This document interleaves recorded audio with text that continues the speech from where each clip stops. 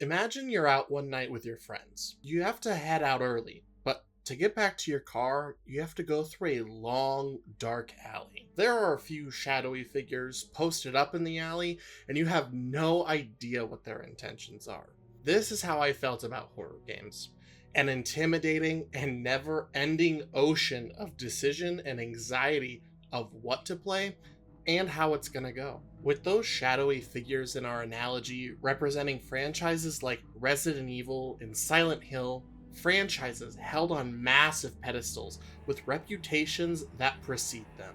But as someone who knew little to nothing about them, I didn't know what their intentions with me were. As someone who grew up in the golden age of screamer videos, where a screenshot of a specific grassy hill or a rudimentary flash game maze sends shivers down my spine, I hate jump scares. So the thought of putting a disc in my console where I could potentially be subjugated to that for hours has deterred me from a vast majority of horror games. My name is Zach, but you can call me Tilted, and I'm a retro game enthusiast who's found myself in a rut for years of going back to familiar games over and over, stunting my expansion into new games and hindering me from appreciating new and exciting experiences. I've spent the past few months using this channel as a vehicle to play through new to me games, and throughout the month of October, I made my way through my very first Resident Evil game, Resident Evil 5. Now, let's revisit that alleyway. Imagine as you stare down one of those shadowy figures, deciding if you really want to take that first step and commit to getting through, when your buddy from the bar taps you on the shoulder and says, "Hey bud, my car's this way too. Do you want to walk with me?"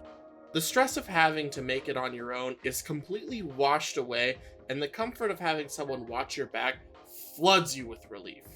This is what my first Resident Evil experience was like with my good friend, That Flip-Flop Guy. He helped me take my first foray into not only the franchise, but the horror genre as a whole. Not that Resident Evil 5 is what I would call a traditional horror game. Resident Evil 5 veers off the road laid by previous games in the franchise by designing the game entirely around the cooperative experience. From the two main characters to the puzzles designed around using teamwork to clear your path forward, everything is meant to be done together. It can be played alone with a computer controlling your companion, and while I've never played this way myself, I have heard it's not the greatest experience, and I'm glad I went in with my friend at my back instead of a computer I can't really control or communicate with. Not that Flops or I necessarily were able to control each other either. Yeah, anytime you see these little boxes like that. Did you say come on? Yeah, you yelling at me now? I hit the wrong button. Come on! Come on! Come on! Come on! Hurry! Hurry! Yep, there we go. Come on! Come on! It's so stupid. Oh, I love it. How do I mix them again? Come on! If you press X on one item. Oh, you already did. Oh, no, you did not. Press X on There it and we then go. press X on it. Yeah, there you go. I'm coming! Where you going? I'm trying to find where you are. Oh wait, that's locked. How'd you get there? I'm trying! Another way this game differentiates itself from earlier installments in the series is it strays away from the more traditional survival horror and into a more campy, almost B-movie style. Resident Evil 4 had kind of laid the groundwork for this, but the fifth installment in the franchise took it to another level. From your standard edgy muscle man main character to a comedically aggressive kicking in of every door, it oozes style while feeling familiar to any fan of They Live or The Terminator. The settings were also incredibly memorable, starting in a yellowish-brown African village that felt like any other shooter from the dark ages of over-the-top shooters filled with browns and grays. But how the environments evolve as you make your way through the chapters really blows you away. You have swamps filled with crocodiles, networks of caves filled with spiders and other horrible monsters, and even abandoned genetic laboratories filled with the worst of their leftover experiments, roaming the halls searching for their next meal. With each new chapter, you got a fresh new locale and some new enemies to face off against. Well, sometimes some new enemies. One thing that was almost immediately noticeable was the lack of enemy diversity. This could be a big issue for some, but to be honest, it almost added a little something to my overall experience. Every unique enemy being assigned a silly nickname, things like Mustache Man or Flip Flop Guy, not to be confused with that Flip Flop Guy, just based on their characteristics. Or more inside jokes and pop culture references with things like the Gay Frogs or Kimbo Slice. Cracking jokes with flops has been one of my favorite pastimes for years, and the limited amount of unique enemies meant we could joke about them without having to keep a glossary of the 400 different NPCs we fired off one-liners about. This really helped keep the tension down in some of the more stressful parts, and made the lulls in between action fly by. This was a big theme for me personally throughout my playthrough. I would have some sort of preconceived notion of a mechanic that I thought would be horrible, or I would come across something that I traditionally would have hated, but is spun in such a way where it was inoffensive at worst, but actually a positive in some situations. Things like the tank controls, or lack of any sort of run and gun mechanics. These were some things I knew were staples of the Resident Evil franchise, and I think that they were a big reason I had stayed away for so long, but after diving in, they weren't nearly as bad as I thought they would have been, and I could see why they would have been favorable for veterans of the franchise. Having to stop to swing your sword or take pot shots at enemies puts you in an incredibly vulnerable situation, and without being able to see behind your character super well, anything really could sneak up behind you if you didn't properly position yourself.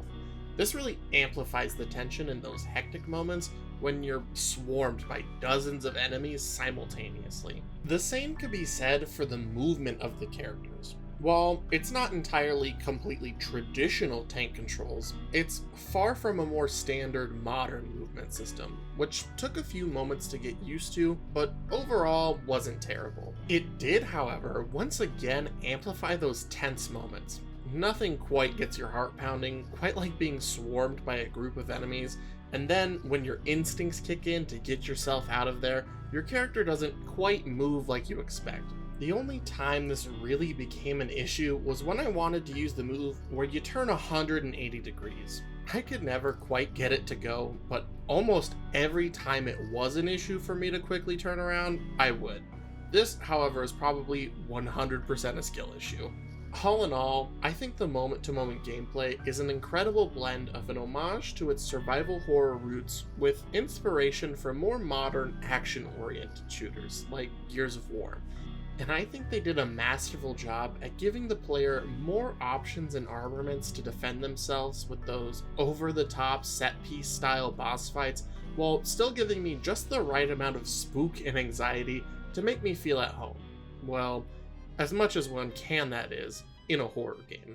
The story, however, is all gas, no brakes action. Remember how I compared this game to movies like They Live beforehand? Well, the story in Resident Evil 5 is here to kick ass and chew bubblegum, and it's all out of gum.